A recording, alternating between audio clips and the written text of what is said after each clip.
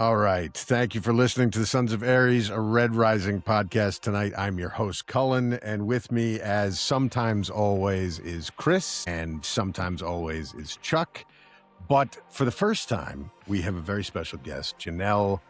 Janelle, I want you to say your name because now I've heard it so many times in my head, I'm going to mispronounce it. So give us your full name, Janelle. Janelle Rhiannon. Perfect, Rhiannon. And Janelle is joining us tonight because we've had a long-running conversation on multiple social medias now about the connective tissue between the Red Rising series and Greek mythology, particularly the Iliad and the Odyssey. But we also want to talk to you about your book, Song of Sacrifice. It's part of the first book in the Homeric Chronicles. I also want to nerd out about your former professor and your work in the classics. Why don't you introduce yourself to the audience? Who are you, Janelle, and why are you here? Well, you got it, Janelle Rhiannon, and I am pretty much a nerd for all the Homer things. I like the Trojan War, and I came to that through studying with Victor Davis Hanson. And he said to me one time, you're an Iliad person or an Odyssey person? And at the time, I was doing a lot of reading about Alexander, and he slept with this copy of the Iliad. And so I naively thought, I'm going to read some of this like Homer stuff. Like, what did I know, right? That was a long time ago. That was like 93 or 4 or something like that. So I started reading I did read the Iliad, but I was more drawn to the Odyssey then. And as I've gotten older, I've become more of an Iliad person, weirdly enough. So, well, I think that kind of, Churchill said, if you're a conservative at 20, you have no heart. And if you're a liberal at 40, you have no brain. I think that's kind of the same thing. If you're an Odyssey fan or an Iliad fan at 20, you have no heart. And if you're an Odyssey fan at 40, you've got no brain, because the two, they've got, So, I just, and when you first come to it, I think you see it as, it's a war story, and they're fighting and blah, blah, blah. And some of the nuance, I think, for me, having life under my belt, I'm a mom of 2 grown kids. I could probably be all of your guys' mother. And I've got 5 grandkids. So, wow. That's yeah, amazing.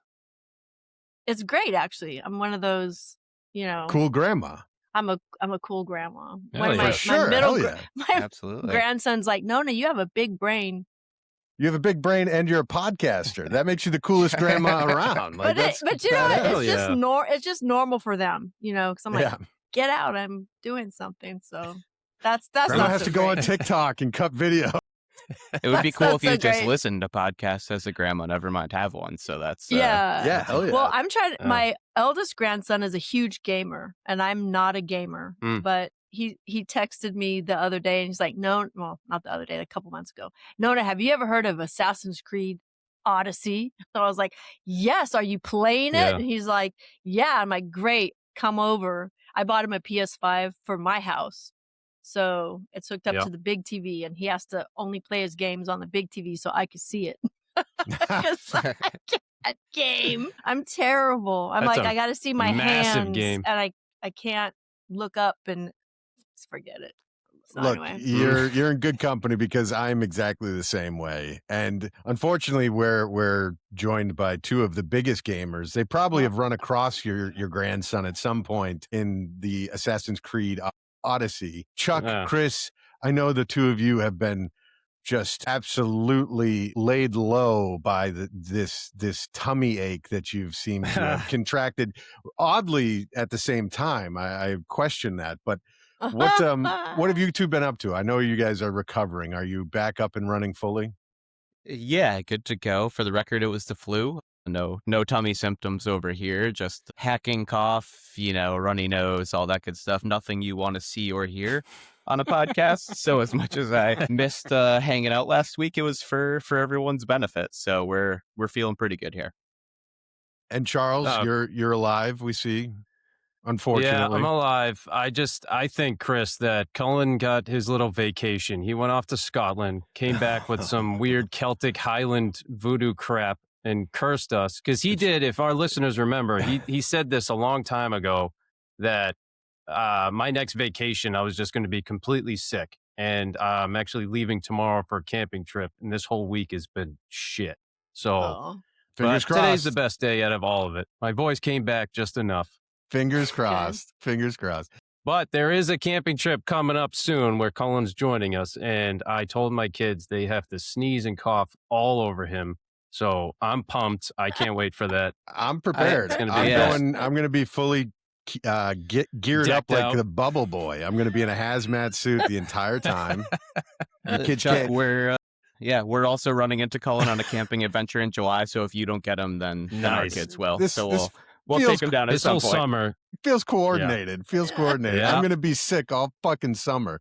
The only Yeah. nice time to be in Maine, I'm going to be fucking sick the whole time. Yep. Life sucks. Well, gentlemen, I would say I feel bad for you, but these are the choices you you don't. made. You each made two choices to procreate, and suffer the Yeah. consequences you shall, much like Yeah. many of the characters in Homer's epic poetry. So, Janelle, let's talk a little bit about the Iliad itself. Because I think one of the things that's really fascinating to me about the Iliad is that, and you're going to be able to correct everything that I'm getting wrong here. So feel free Please to jump do. in when I go off Yes. the rails. Okay. But what I find really interesting is that what we think of as the Iliad is not, it's like maybe 20% of the actual original story. Like we typically just know the stuff with Achilles. Mhm. There's a whole lot that happens before. There's a whole lot that happens after. There's I think there's stuff happening simultaneously. What happened to all that? Is it just lost? It's gone. Yeah, it's gone. Just there's the epic cycle, and so Homer's work is the only work that we have complete.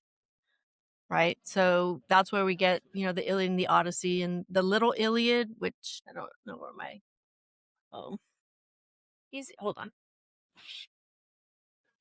I use this one a lot. Hesiod, right there. So there's a lot of fragments in the little Iliad, the Cypria. They're all different stories. It doesn't always line up to Homer, and that's the thing about the Iliad and the Odyssey. So, like, I have a love-hate relationship with the movie Troy. There's so much visually I love about it, but some of the storyline choices, I'm like, oh, how'd they do that? That's so dumb. And for me, it takes me out of it. Like, as soon as you kill Menelaus, I'm like, you just killed the Odyssey. Like, what are you doing?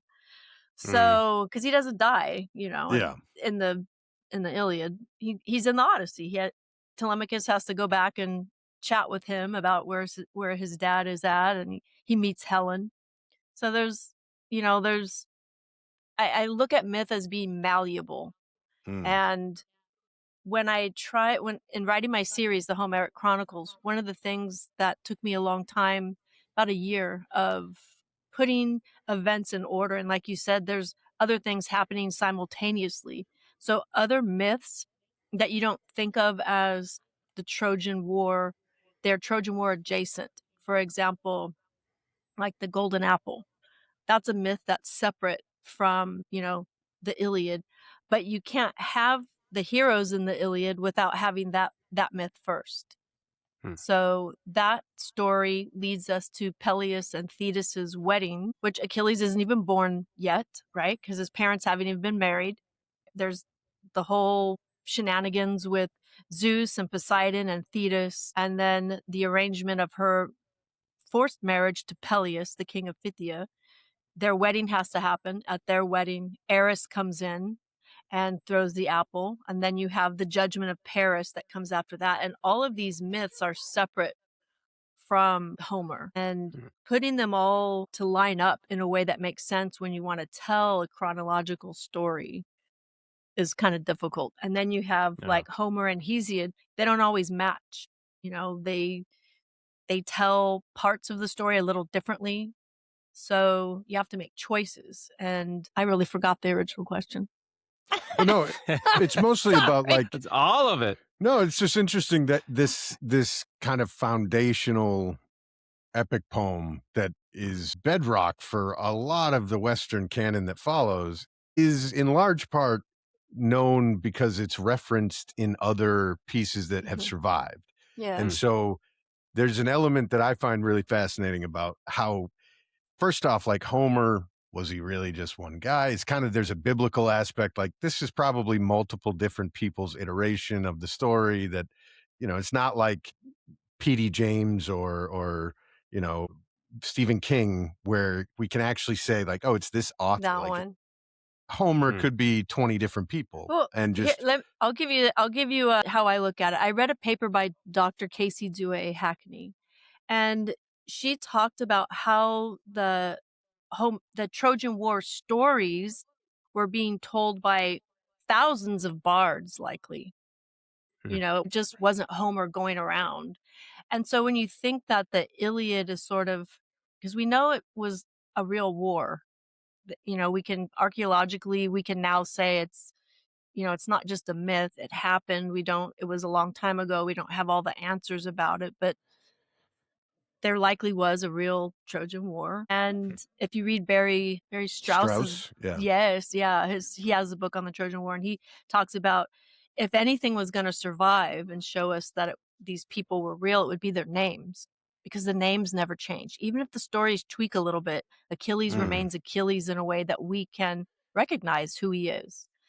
The same with Helen, the same with Odysseus. We recognize the main frame of their story, if that makes sense. And so she talked about that, you know, we don't know how many bards were going around different towns, you know, policies, and telling the stories of the Trojan War. We don't have any way of knowing that.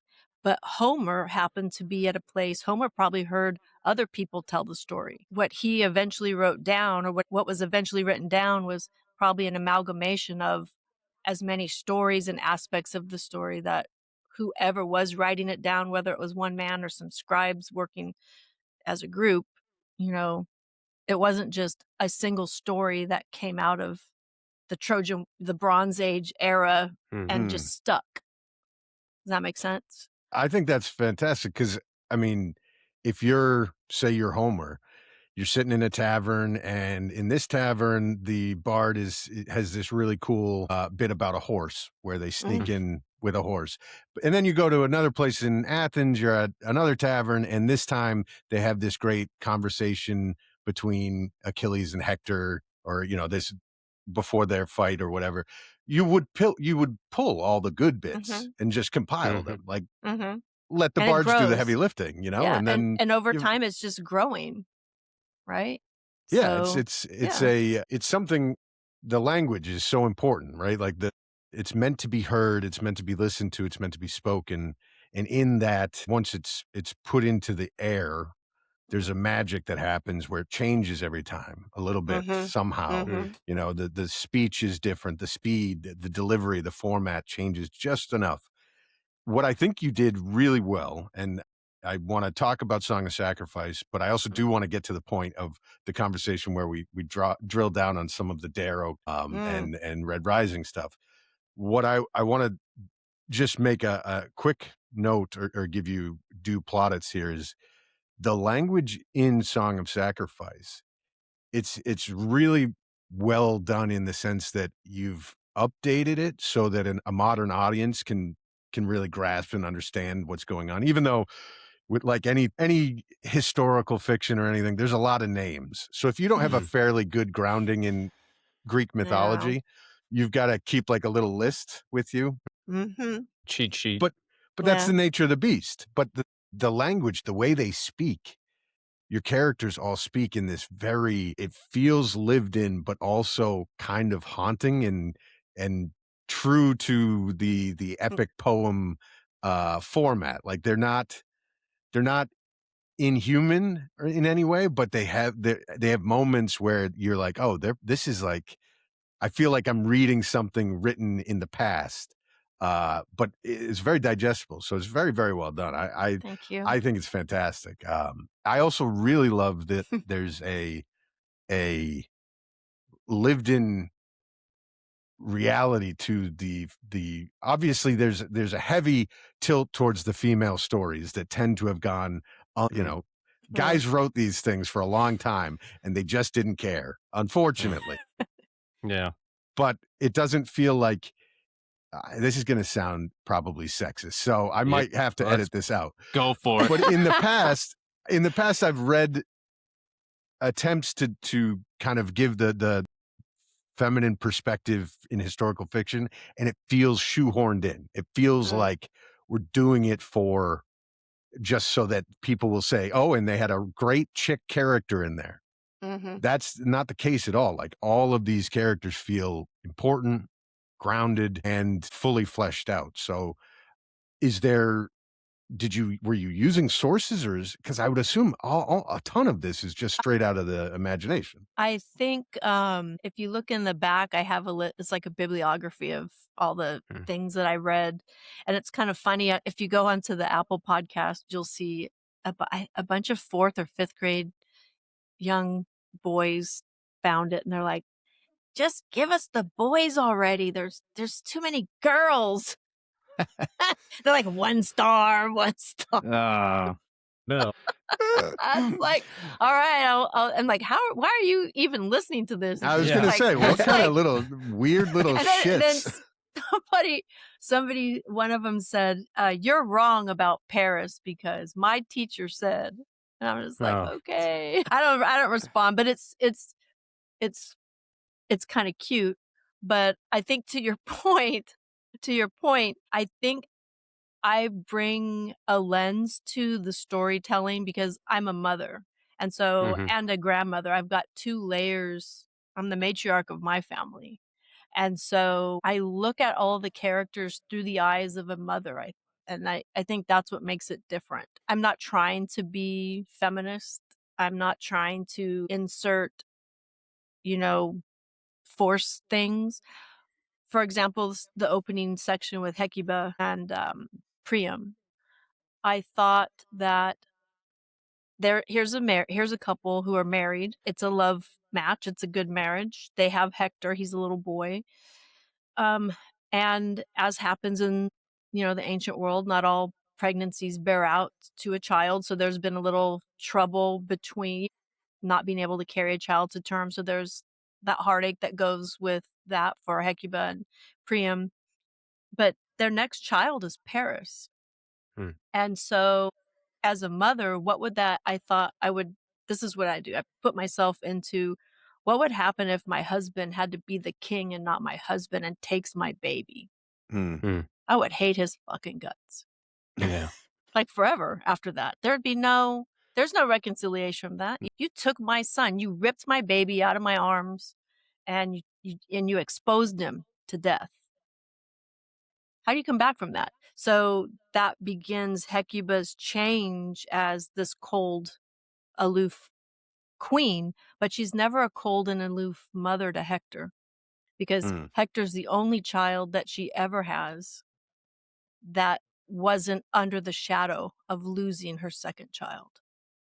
And I think that's a human reaction. I compare that to Troy, Fall of a City.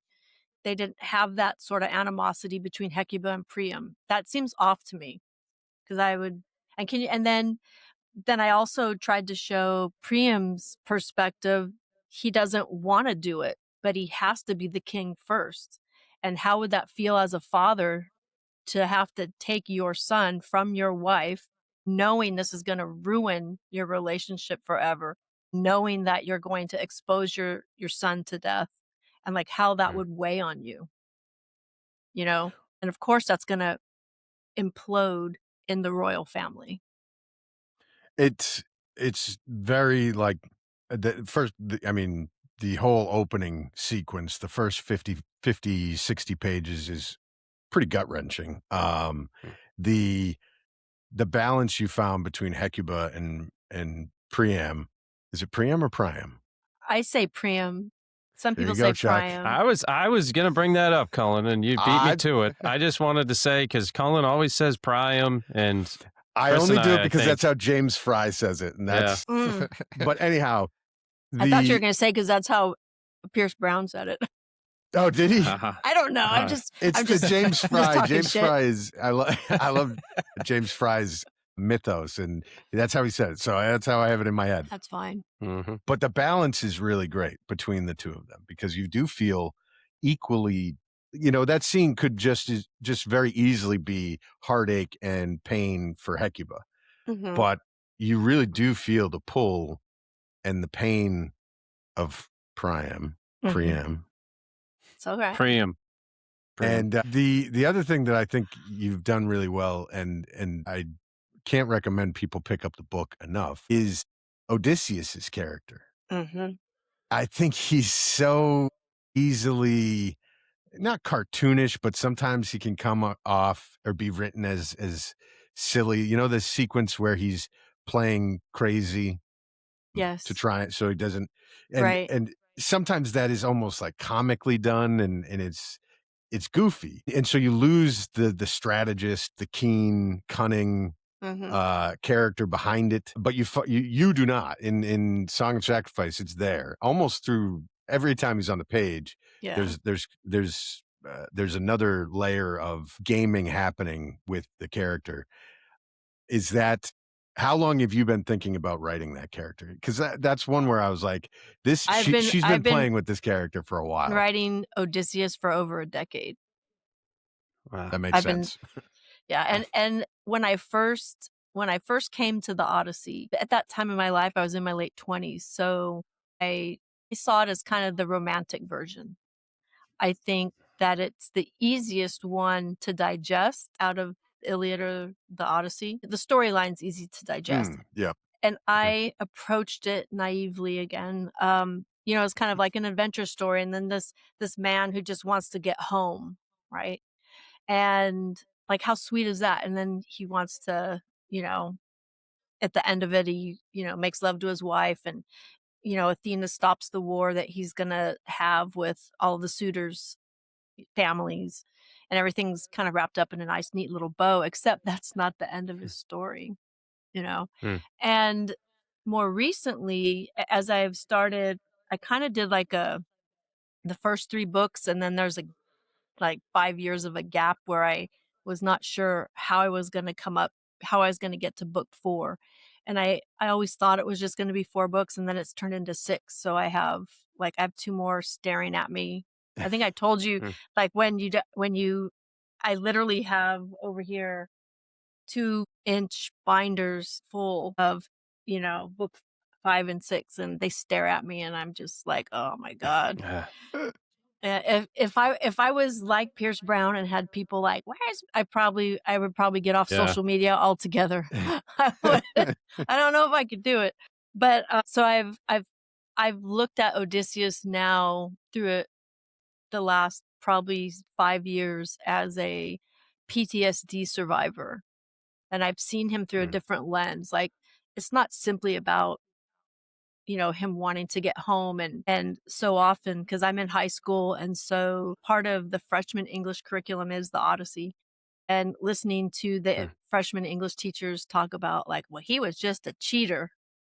That's so much more complicated than that. Yeah. But that's kind of what people come away with, that is like, well, he cheated on his wife twice with 2 goddesses, and then she was so faithful. I'm like, human psychology is so much more complex than that.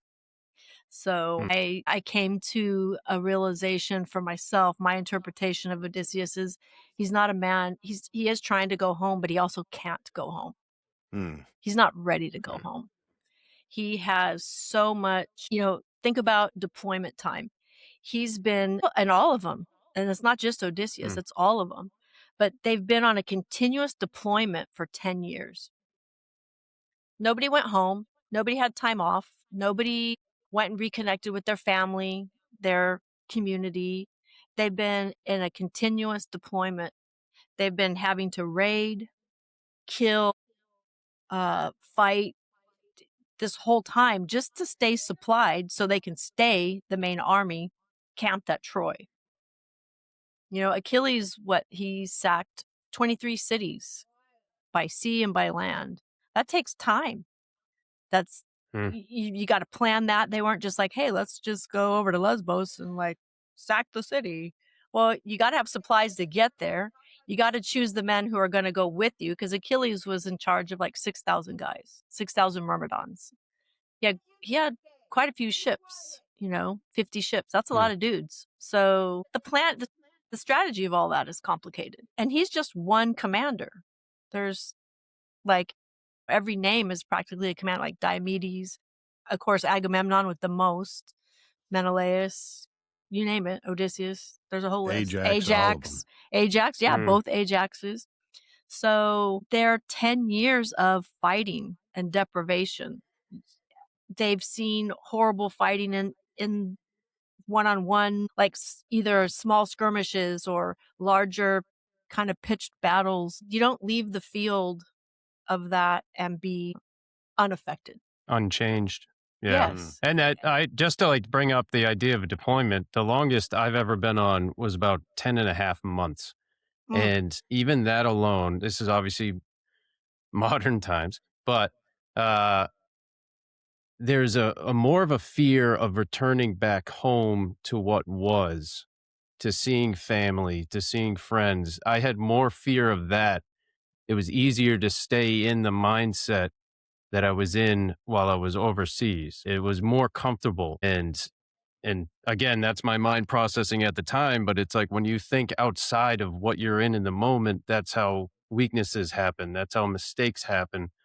So to be in that for 10 years, and again, that hand-to-hand combat, the totally different warfare, but the mental turmoil, it's insane. And Odysseus was even present. Again, this is not in the Homer's work. It's another, it's outside of Homer.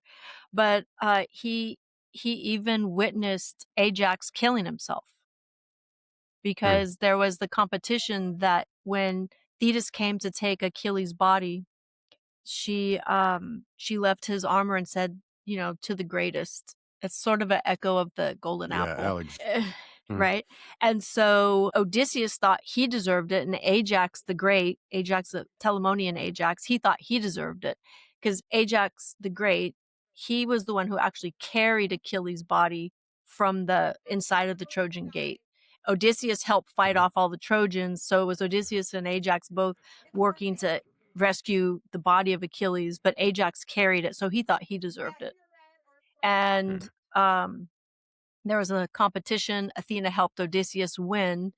Ajax felt so humiliated, and then Athena actually caused him to go into some sort of a hallucinogenic dream state where he thought the pigs were enemies, and then he was slaughtering all of I think it was pigs. I'm pretty sure it's pigs. But and then he snaps out of it and he realizes what he's done. Now he feels like he's lost all honor and face, and he kills himself. And Odysseus is witness to that. It's not that Odysseus had, he's lost by the time he gets home, by the time he actually does get home, he's lost everything. He has no Gyas, he has no treasure. All his men are gone. All his ships are gone. He has himself performed brutal violence. He has witnessed it done to others. He is definitely a man who is struggling internally. And my Odysseus is a man who's coming to terms with, he is carrying the war inside of him everywhere he goes, all the way home. And he tries to... can't turn that off. No, he can't. And so and when he finally gets home, the last place he was at was Calypso's island for 7 years. And that's the first time that he loses hope, basically, because he has no way. He's broken. He doesn't even try to get off the island. And I think that the Odysseus that is stuck there, had it been the Odysseus that was the man who had just arrived at Troy or had been there for a couple of years, he would have thrown himself in the ocean and said, fuck you, I'm out. And he would have just swam. Even if he was going to die, he'd just swam to the horizon or whatever. But he wasn't that Odysseus anymore. And then when he did get home, the one thing that he'd been struggling with the whole time was the one thing that again had to come out, because he had to kill all the suitors. Because he didn't come home with all the veterans. Had he showed up with even half his ships and half his men, those suitors would have scrambled because they were all the fatherless boys who didn't have any military training. They didn't go to war. They're untested. And Odysseus would have come home with even 300 veterans. They would have went, we're out. But that's not what happened.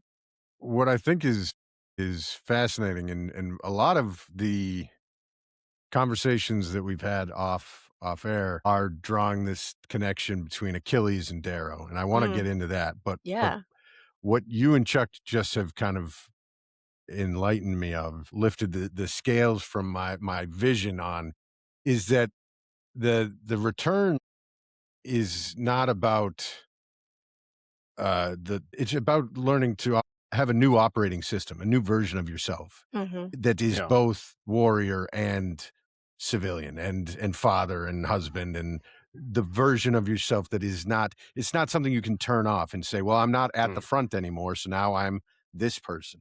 And I think for a long time we said to veterans and whatever, like, just be normal, come back and be the person you were before you left. The war's over. It's over there and you're here. Yeah. And you're safe now, so there's nothing to worry about.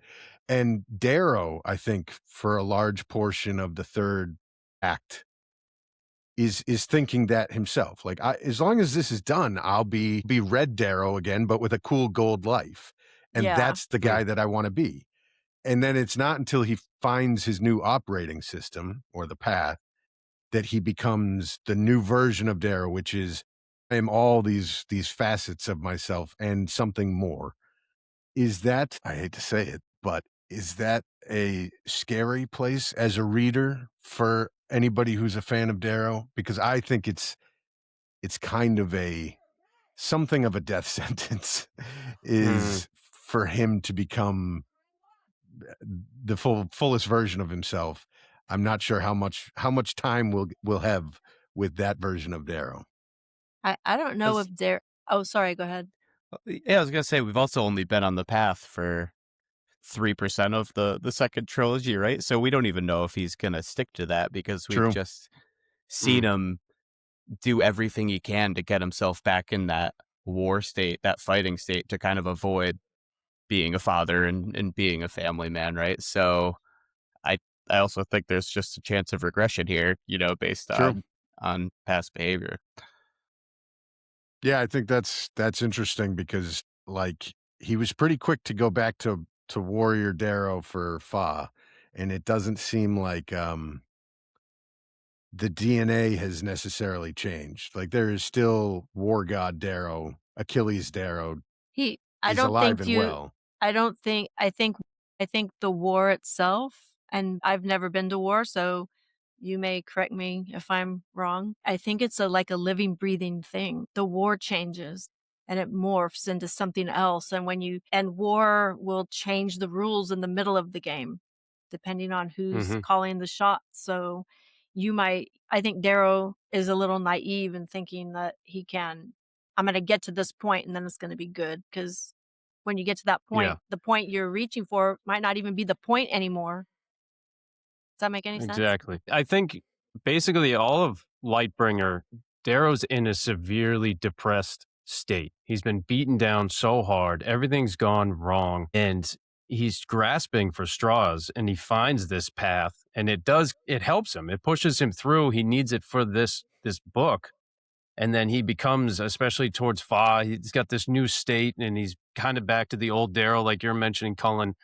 But I don't think there's never going to be a happy ending. There's never going to be all right, well, this is fixed. The society's over. Whatever happens in Red God, and I'm going to go back to being a father figure. It's not going to happen. It's either he's going to know that he needs to go off and he needs to just, Lorne, be by himself and maybe die alone, or I think that something tragic's going to happen when he realizes something good that he gets out of this for a moment, and then that's when Pierce is just going to snap our necks and ruin our days. So, but there's no happy ending. Can he have? I think it's going to be more along the lines of like a Trig or an Ephraim kind of death, where there's redemption in the act of death. But ultimately, Nothing. I love Ephraim's death, not to cut you off, but it's like it still didn't accomplish anything. Totally. So And Trig, I mean, Trig, you could argue he doesn't realize that he's achieved redemption because he's dead. It doesn't mean anything. And redemption itself yeah.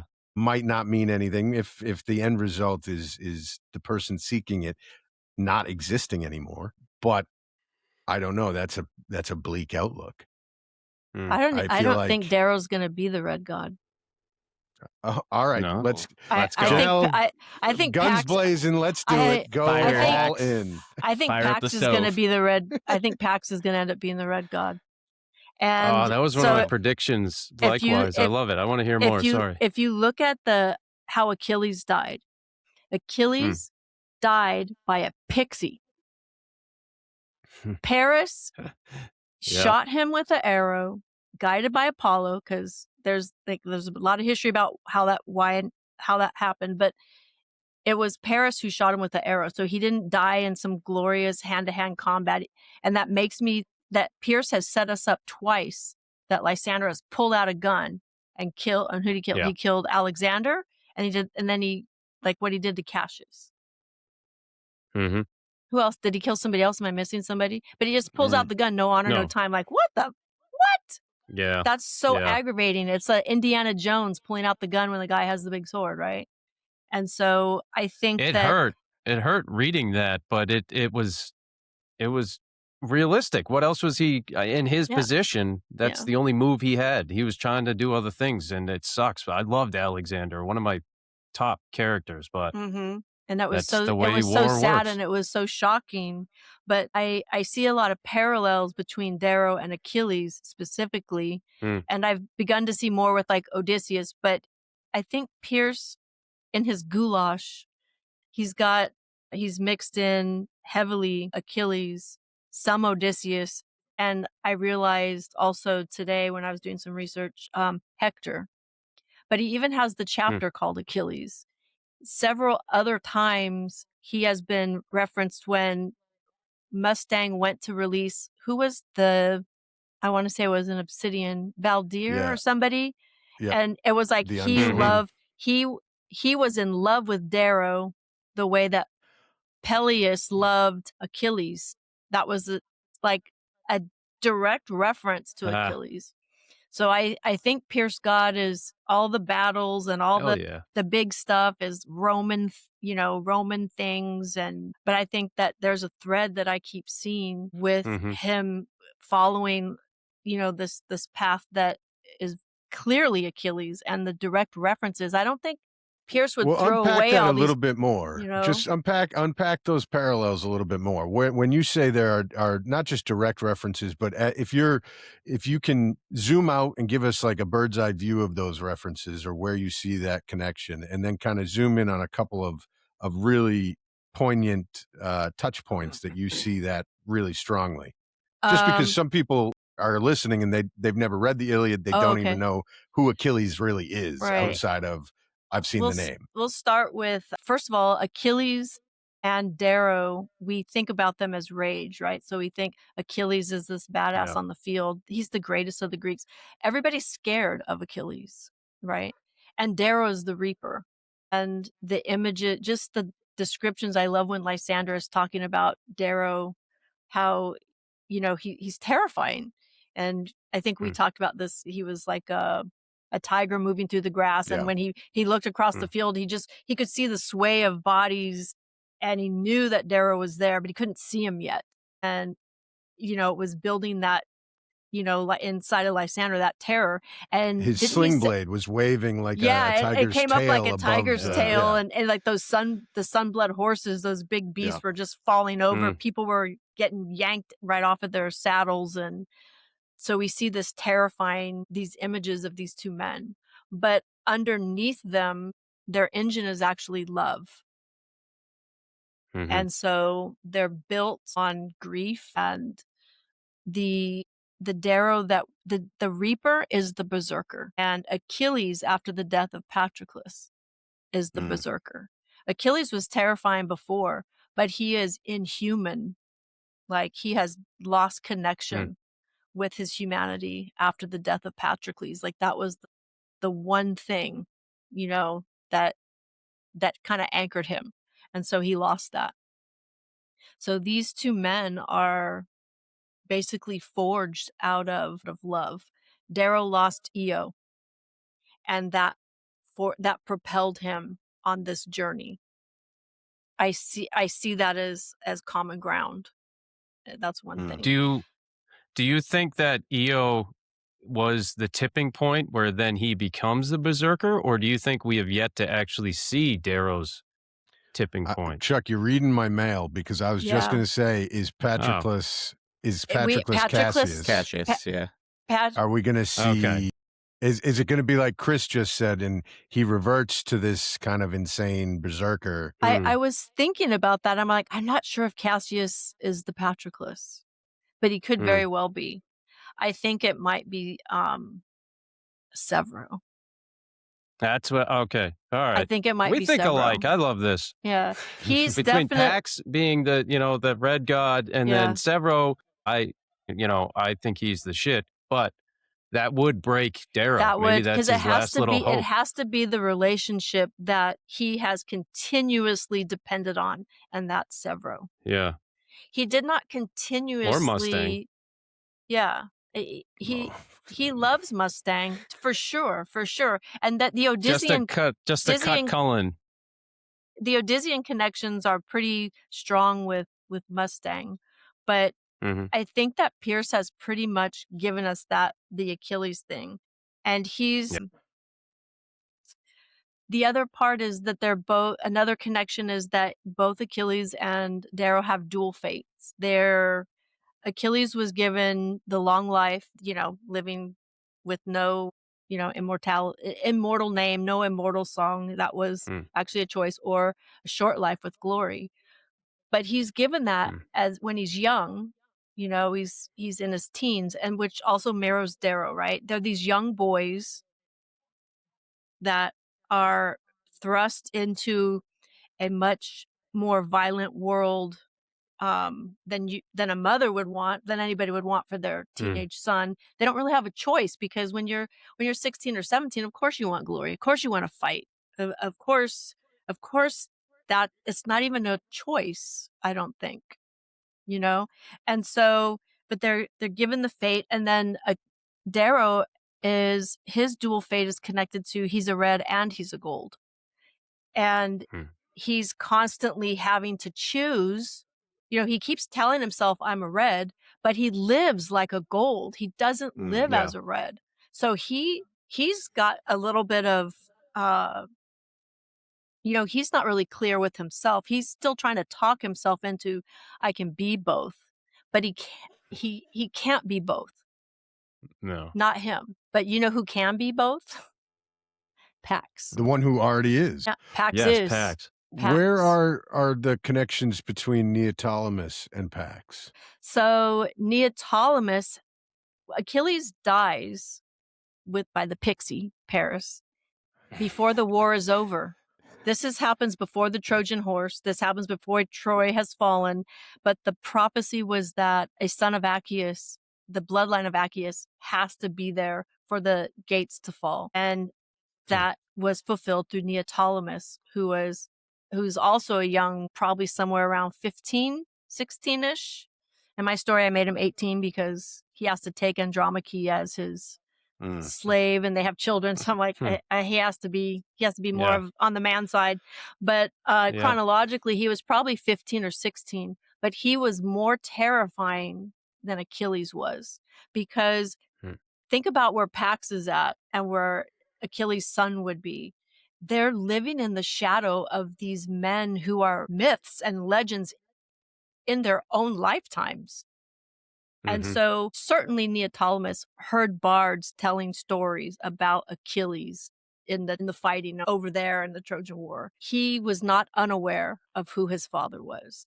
And Neoptolemus came in as the closer and did the thing that his father wasn't able to do. And I see Pax on the same trajectory, that Darrow isn't going to be able to close the war because he can't. He can't stop being the Reaper. He's No, going to be he's the even cleaver. yeah. He's part of the war. He created the war. He's almost filled his purpose. The one that needs to take over is the next generation. Mhm. His son. Yes. It has to move on. And I mean, it you've got Mustang talking to Pax, and in her internal monologue, she constantly is circling this. It's almost like she has foreknowledge of not maybe of their destinies, but she almost can sense, and for obvious reasons, she's brilliant, all that, but like you can tell she's playing with this same fear is bubbling up for her. She when she goes to him at the academy, when she sees him, she says, "My son is going to be a warrior."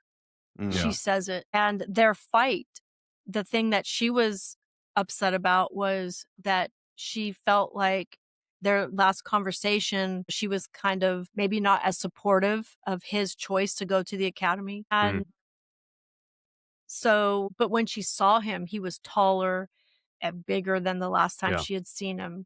He was bald. He already had some tattoos that when she told the I don't know what you call them, the teachers or whatever, the blues that were behind him while they didn't leave him alone with her, right?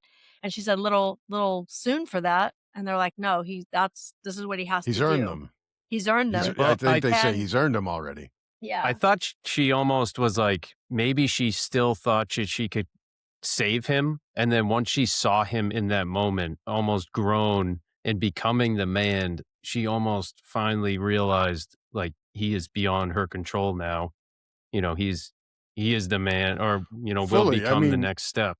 She actually requests that he says, "You greeted me as your sovereign. Say goodbye to me as a mother or as a son." Yeah. And that whole sequence actually felt very similar to some ancient poetry, ancient writings where you have the son seeing the mother again and kind of being like, "Mom, you don't understand. I'm a warrior. I have to. Different now. This is my destiny. I'm no longer the child that you loved." And then the mom kind of trying to express to him, you know, you might be whatever you are, but you're always my child.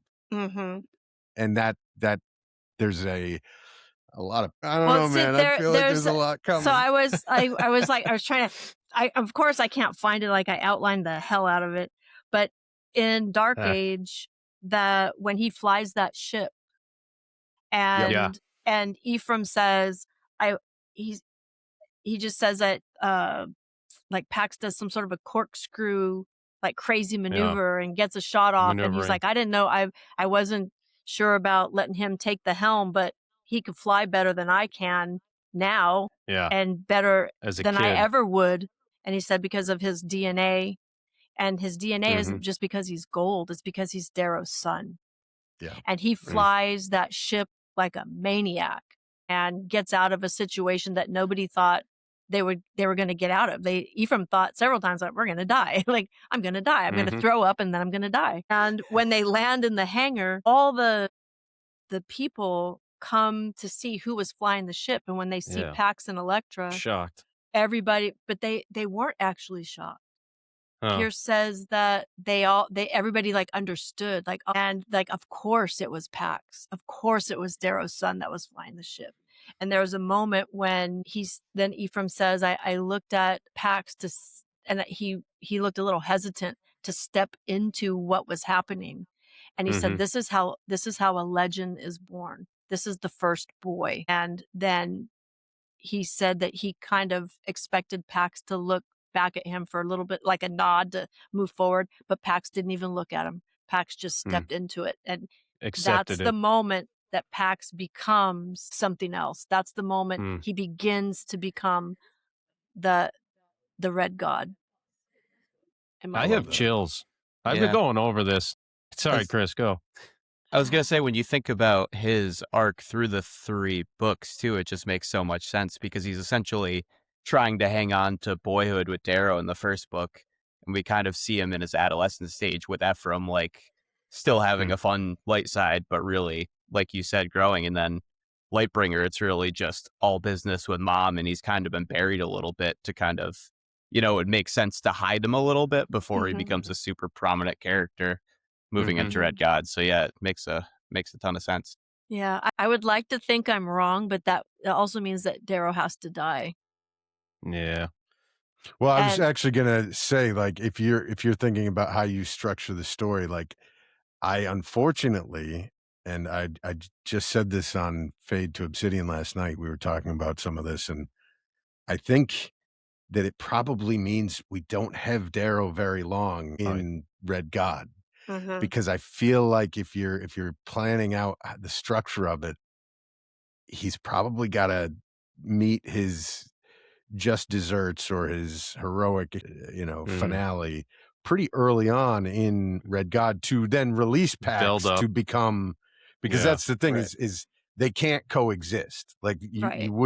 they won't be able to fill the same, If the there's one book town's left. just not big enough for both of them. So Mhm. Darrow's going to have to dip out at some point, probably Mhm. pretty early in Red God. How does Neoptolemus's story finish?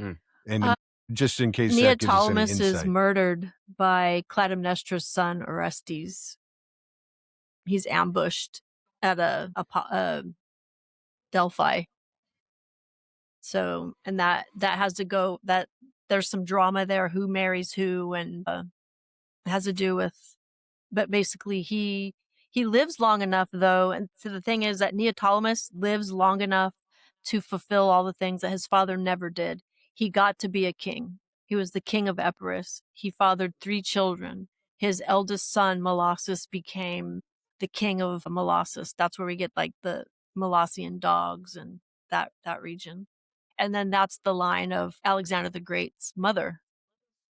That's the line that she claims as her lineage from Achilles. Holy shit. I I'll knew take that you his there in my mom, series at the look end. at well, it. no, I knew that his mom claimed that, but His ears you are earlier steaming. you were saying that the Ajax, the armor, Achilles dies and says to the strongest, and I believe Alexander's final words were, who does the empire go to? And he says, To the to the strong. strongest. That's Yeah. crazy. I never put that together. So many parallels, and the thing is that Alexander was real. Like, we know Alexander was real. He's not a mythology to us. But in 2,000 years, if texts are lost, Yep. Alexander could become like our Trojan War. Think about that. Yeah. Totally. I saw somebody, it was probably on a reel, but it was legitimate, and she was talking about we didn't lose all these stories because the library at Alexandria burnt down. We lost them because the papyrus gets old and it rots away.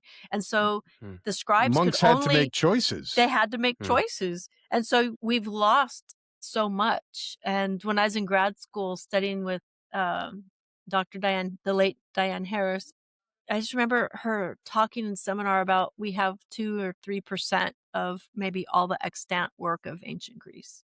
So when you think about, what if there was like 2% left of all the writing that happened in the United States, like just 2%? Yeah. What if it was just like a stack of cosmopolitans or some bullshit?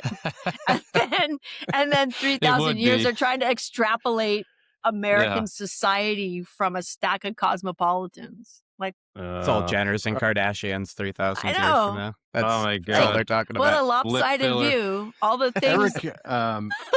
Eric, there's a historian named Eric What Klein. the madness. Yeah. I don't know if you're familiar with his. That's Diane's husband. Oh, no way. Yeah. She passed away a couple years ago with cancer, but she was my original thesis chair. Then she and Eric moved to Chicago, and then that's when I had to audition. I call it audition, but I had to audition for this teacher that I didn't know on my campus named Dr. Hansen, who I was reading his book, but I didn't know he was, I'm reading The Western Way of War, and my late fiance said, that's who that is that you're going to go meet. And I was like, what? And then I was all better if you didn't. Yeah. It was better if I didn't know. Yeah. Maybe keep that next time. It's better I didn't know. It was good. Eric Klein, he's got the book 1177, and it's about the collapse of Mediterranean society. But anyhow, I was listening to him at one point, and he was talking about how, because nobody writes letters, because nobody keeps diaries or journals, and because even simple things like 100 years ago, 150 years ago, we used to inscribe things on buildings. Yeah. You know, we would put like, you know, who built it, for what Yeah. purpose it was, when it was built, and we don't do any of that anymore. And so in 2 or 3,000 years, say everything gets deleted, some historian's going to walk into a Starbucks and think that it's some kind of like cultish religious place because there's so many all over the place and they have the same symbols, but none of there'll be Yeah. no explanation for why Yeah. they all had the same. They served up coffee to the goddess that's on the Yeah, symbol. there's going to be little chalices and all sorts of like paraphernalia that has no explanation, and they're Right. just going to have to piece it together. Yeah. And that's what, you know, we're Because going to end digital up with. things can be corrupted. Totally. Yeah, oh, It's, yeah. yeah, So- it's happening a lot now with bigger media companies buying up all these independent journalism sites, and they're taking Yep. them down, and they're not redirecting them anywhere on the internet. So it's not happening as we speak, you know, which is a bummer. Could you imagine if Red Rising, if all that was left was like every other book, Yeah. and then you'd be reading a book, and then you would come across your podcast, and they'll be like, wait a minute, on that podcast, that one episode that's an extant version, they're referencing parts of the story that aren't in the books that we have. People will be like extrapolating all these things about what probably happened in the lost books of Pierce Brown. It is wild, but it's interesting to play with that idea, because that's essentially what, you know, what we're working with. And so one thing that you had mentioned that in one of our side combos was this idea of Darrow and Achilles in a fanfic. And I said I wanted to save it for the actual conversation. And what I would love to see, and what I think Darrow, if we ever get the two of them on the page together, it could happen. It's Achilles is the reaper, the person in the veil that guides them on the path. And that's how they actually meet, like a conversation between the two of them after, like, did you meet your destiny? Did you achieve what you wanted to achieve? Was it worth it? And, and that conversation would be interesting. Well, Achilles, do you know the conversation Achilles had with Odysseus in the underworld? No. Do you know that?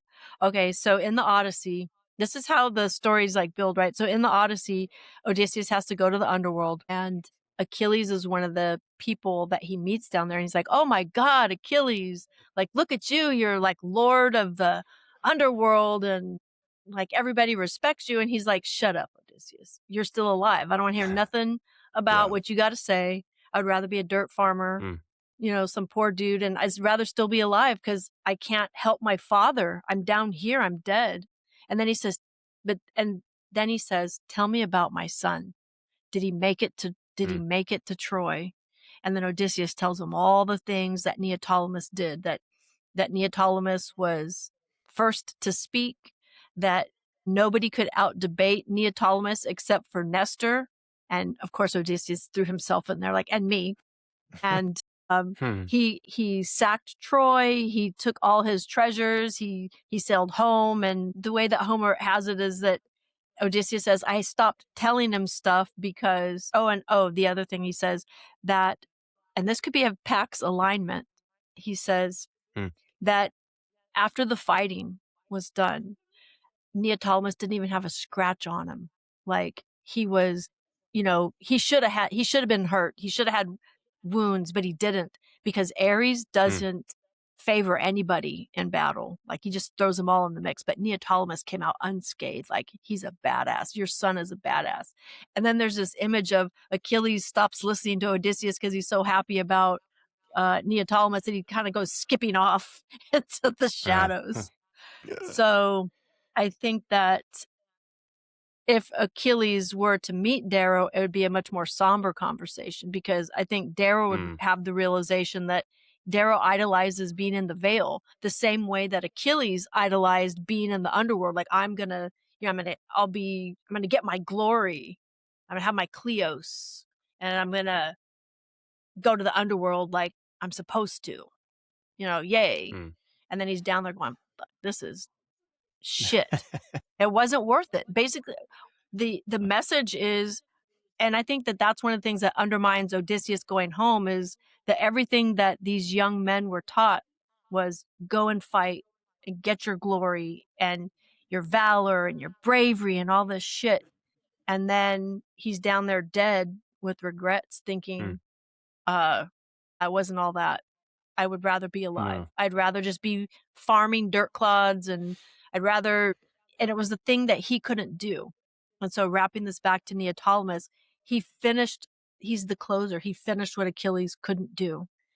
He went back, became a king, he settled, had a family, and then he was murdered by a pixie, right? So I see Pixies that are everywhere. pixies are everywhere, but I think Pax is going to be in the same boat. He's going to be the closer, and he's going to do what his father wasn't able to do. Well, gentlemen, do you have any Damn. other topics or questions? Because we could go on, but I want to be, we appreciate your time. I don't want to keep you here all night. I could keep talking. It's early for me. It's only like 5:30, but I don't know. You guys are probably tired. Gentlemen, Sorry. do you have anything else you wanted to hit on? As you were talking, I was just going to say, if you need a game for your grandson for that big screen, it's Hades 2. Get that. Hades You'll love 2? it. Okay. Yep. Tons of mythology in there, like awesome dialogue, and you'll love watching it. So I wanted to It just immediately thought to mind as well. Yeah, because you're down in the underworld and there's Achilles and you chat with them, and that's the first thing that popped in my head as well. Cool game. Yeah. So if you were to say, just to wrap that, I think that Darrow would be sad, because I don't think I think Darrow idolizes the veil in the way that Achilles idolized, going to the underworld and being with all the other warriors. It's not going to be, I don't think he's going to find, it might not even be anything. It was such a strong belief. It was a strong belief for him, because I think, I forget on which book, you find out that the Golds actually created the veil for the Reds, just to give them some sort of faith. Construct, yeah. Is it the same thing when he talked about how the Obsidians got a religion? Yep. Totally. So it's not even it's real. all societal engineering. But for Darrow, it's what he clings to still, knowing that and learning that he still has a love for it. So I see the possibility. To my eyes, it's the most striking version of Darrow, a red, versus Darrow, a gold. Because the gold, they Mustang struggles with this, but they don't believe in anything. They go into the abyss and they are just shot into the sun. They have no belief in anything afterwards. And I have my own personal thing where I'm jealous of people that have faith, because I want some. I believe like the Golds. I'm like, there's nothing. There's no reason. How very Roman of you. Believe. It's bleak, but I'm jealous of the people that have that. And I think Mustang's like that, where she is jealous of Darrow's belief in this veil, but I think she's more jealous that if the veil is real, that he's gonna go be with Io. I mean, that's there could be some of that. She's jealous of Io. And rightly so, I guess, because Io's everywhere and she handles it gracefully. But am I going to go to the veil too? And then you're going to have on one arm and me on the other? Ugh. Yeah. Well, I think it's also hard for him to give up the veil, even knowing it's not a thing, because Io has become a god to him, right? We kind of talked about as time goes away. So killing the veil, even though it's been manufactured, is kind of killing Io in a sense too, right? Yeah.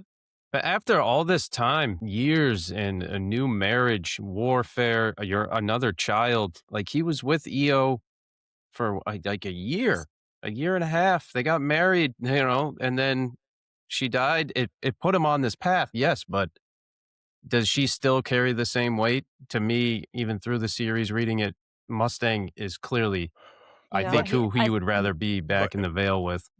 But I think that negates the fact that it's not like your first girlfriend who the first girl you fell in love with, you never have to see her again. You might only think of her fondly every now and then, and that's it. He has literally bled and thought of nothing else but her cause. She's been, something of a millstone around him this whole time, because the cause that she started or died for has now become the framework for his existence, essentially. And so she'll get a high five when he goes down there and sees her. And then, but it's also the only tangible part of the red version of himself that still exists, right? Mhm. Like he's got his family in Io, and that's the only thing that he can still look at and say, I am still red. So he Mhm. can never let her go because that's the only way for him to remember who he actually, quotes. there's nothing actually else is. that really ties him. I agree with you. So, like, if there was anything he could do now at this point in the form, the body that he's in of a gold, what could he actually physically do to, that's considered more of his red side? Like, I guess finally become the father for Pax and like That stop would the be war. And, like, that's the heart, right?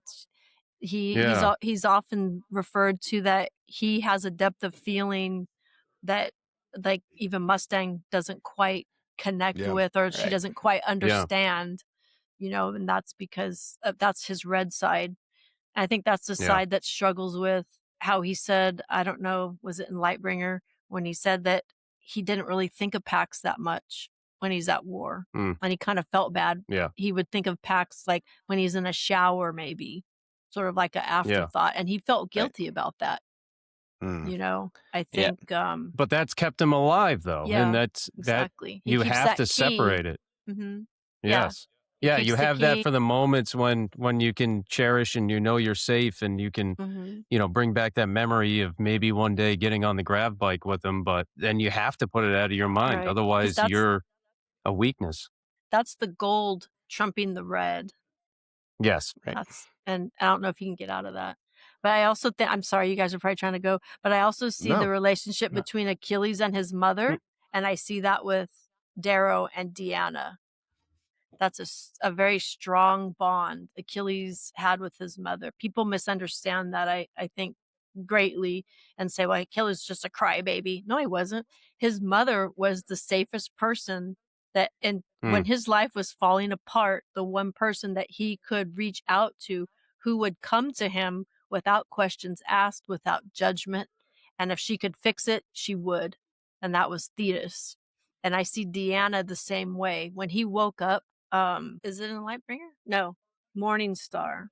When he woke up from when he was in the box and they were, yeah. and the person that he saw sitting there mending the socks was his mother. And he said she stands as tall as a gold and as broad as an obsidian. And that Mm, he loved her so much and that he wanted to protect her, and he didn't have the words to even tell her how much he loved her. And he started crying, and she just says, "You're my boy. Like, I love you and you're safe." And so there's a bond between Darrow and Deanna that that is specific to a mother and a son. And he says that he said more than once that it was his mother who he got his strength from, hmm and not his father. And so we see that in Deanna. And it's the same thing with Thetis. And I think that if the storyline goes, it'll be Deanna that buries him in Martian mm. soil. No, I know. Damn, that's that's bleak. heavy. If I we're love right, it. I hope that Pierce sends a message like, "Shut the up. You're ruining Yes. it." Yeah. I mean, That's awesome. to further your point there, that scene, we haven't gotten there yet in Golden Sun, but where he goes down as a gold, and Deanna, even though her health is failing, Mhm. there's no reason that she would know who this person is. He has come to her like Yeah. a god, almost Mhm. in a reverse. Thetis she was a demigod, right? Or was she a nymph? She was a nymph. She was an immortal. And so like it's reversed a little bit. He comes to her as something other, and yet she knows immediately that that's her son. She like reads it in his eyes and she knows that's my And son. they're not his Like eyes. I know. Severo's got But his she eyes. knew. knows. Yeah. That she knew. But it's She knew by his something about it, the aura. Yeah, she knew by his vibes. She knew she knew the feeling, like his body is carved, but I think when we're talking about like the red part, I think that his mother is what grounds him to his redness, because Yeah. the part that she's connecting with isn't Darrow the gold, it's Darrow the red. Their hearts are connected.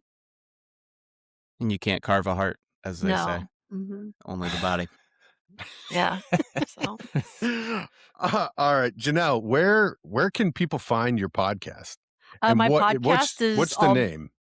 Greek Mythology Retold, and it's on all the podcast platforms. So you can And find it everywhere. Where can people find the Homeric Chronicles, particularly Song of Sacrifice? Obviously, Those are you're gonna find those on Amazon. So Amazon? I'm independently published and not in the bookstores, so you have to get that on Amazon. Okay. And is there? Hell yeah. Do you have like a website or any place else that Yeah. people can find your stuff? Yeah, I am JanelleRhiannon.com. All right. There you go. That's where I'm at. All right. Well, will you promise to come back at some later date? Yes. Because Yes, I please. still want to talk. We wanted to do a little bit of a dive into the idea of like the Ares Western frontal confrontation, decisive battle Yeah. versus the Athena asymmetrical. Yeah, we didn't even talk about that. Yeah. We didn't even dive into that, but that could be a whole conversation in whole- and of itself. And for that one, I would love it if I don't know about my compatriots here, but maybe we dive into your professor's work, Carnage and Culture, to plumb the depths of that for some of those. I know that some people would argue that they're not as cut and dry, but there is a Western and an Eastern way of war, and I think there's a good conversation to be had there. Yeah, So look if at you're- Galgamela. Exactly. I mean, point in case over Yeah. and over and over. Right. Lepanto, Galgamela, it's pretty clear. But anyhow, Yeah. if you'd be willing to come back, I think Yeah. that'd be very fun. I would love to do that. I Cool. don't talk anything And- about Alex, anything about Red God, anything about Homer. Excellent. love I was it. going to say, and once Pierce finds out how much we've released here, or how many things we got true in Red God, we have to do a recap on that entire It thing. would be suspicious timing. Like 4 interviews ago, we talked to him, and then 4 interviews later, we just nail the entire ending. That would. I feel like that we're onto something because he's not going to build up Pax the way he is and not use him. Pax has to come in and attempt to save his father, and he's not going to be able to save him. It's going to be heartbreaking. And then Pax is going to have to like work through that. He's already Make a picking up the choice mantle, but you know, can you imagine? Because Pax is really good at the space battle. It seems like he's going to be a good flyer, right? So his dad, I could see his dad being in some crazy aerial, something's going to happen, right? And then Pax is going to come in there and try to save him. See, this is the actor in me that I always go for the heightened, make it as heightened as possible.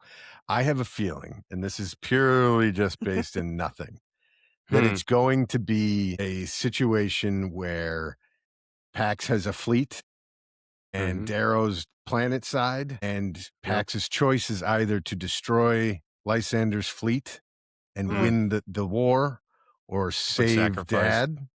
And there's going to be like alternating chapters where Pax is trying to make the right decision. Darrow's got Thraxa or Harnassus next to him saying, don't worry, Pax will come. And Darrow knows he's not going to come. He's going to make the right choice. He's going to do the thing that I wouldn't have done. That's the choice Mustang made. Mustang stranded Darrow on Mercury, right? She didn't go. But she didn't have a choice. She didn't have a choice. She didn't have a choice, but Deanna was mad. Deanna said, "You're not going to help my son." And she's like, "I'm not even going to be." I can't sit here while you sentence my son to death. But I think that the choice that I think is going to be repeated by Pax, in terms of Virginia, is in the Nucleus battle when she tells the Orange that they need to get the shield back up. And that Orange is like, but everybody in that room is going to die. And she's like, I know, but we win the day if the shield goes back up. I think that's the decision Pax is going to have to make of whether they win the day or save the dad. And I think Darrow's going to say it's good. Don't worry about me, bro. I think Mustang's going to be the one to tell Pax this as well, saying, knowing you need to take care of this fleet. This is Lysander. This will end the war, but your father's going to die. Like Mustang's going to be the one to also tell Pax that. Or Oh. somehow Mustang has to go in there just to turn the knife even more. Ugh, that's awful. That's a I don't terrible know mom. if I don't like that. Yeah. I don't like that Yeah. as a mom. that's Like, you can't do that to pretty- your son. That's fucked up. Well, it's Uh. just the way it all falls apart. I know. Sorry, I'm the only one cussing on the show. Are you fucking kidding It's, me? No, Yeah. no, I feel like every time I'm you're- like, oh my gosh, I That's said the F word surprising. again. You're in good Ah. company. Ah. You're in good company. All good. Alright, All right, sorry. Janelle, thank you again for your time. Thanks. Hopefully, we haven't ruined anything of Red God, because it'll be more interesting if we're all completely wrong and it's totally different. There's a All right, world where Darrow. But you know what's happening is that We've- Pierce Brown is going to hear this because he's Yeah. watching you guys now, and he's going to be like, God damn it, I got to throw out the last 500 pages now. He's like, Start these over fucking again. assholes. Yep. Well, to Chris's point, there is a world where this is all somewhat of a fake out. There's a perfectly fine ending to Red God, and then there's another 3 books with Pax as the main character, and it's 9 books total, which I would Oh, be boy. totally cool with. Yeah, 100%. All right, Janelle, Okay. thank you very much for your time. Thanks. Gentlemen, we will circle back and we will continue our chapter crawl. Again, check out Janelle's podcast, Greek Mythology Retold. Also pick up the Homeric Chronicles, starting with book 1, Song of Sacrifice. Find her at... What's the Janelle website again? Rhiannon, JanelleRhiannon.com. I just didn't want to say the name wrong. I know. I saw you. It's all right. I'm waiting for it. All right. Thank you again, All right, and thank we will you. continue. Thanks for having me.